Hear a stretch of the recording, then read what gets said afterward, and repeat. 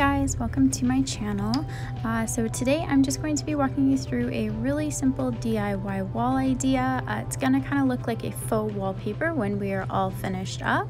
So first thing I am doing is I'm using 1-inch painter's tape and marking along a 3-inch separation. So 3 inches, then a 1-inch piece of tape, 3 inches, then 1-inch piece of tape.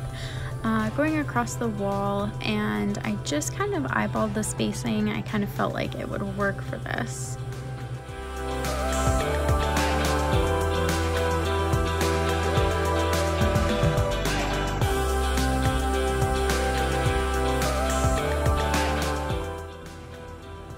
Alright, so now I am getting started with the lines. This part's actually super easy. So I went to Home Depot and picked up just a sample size of black paint. You could use like black acrylic paint, whatever you have on hand. I'm using a right angle. You could use a piece of cardboard cut at a right angle.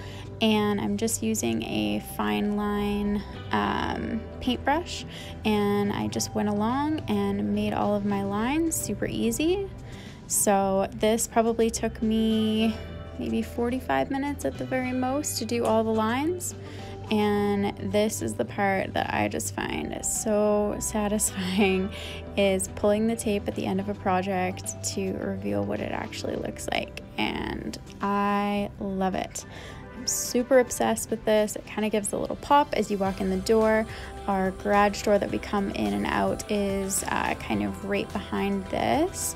And in the right hand corner there you can see that's our front door. So we just have these hooks up for bags and whatnot, and yeah, now it has just added a little pop of something as you come in, and super easy. So one DIY in a day.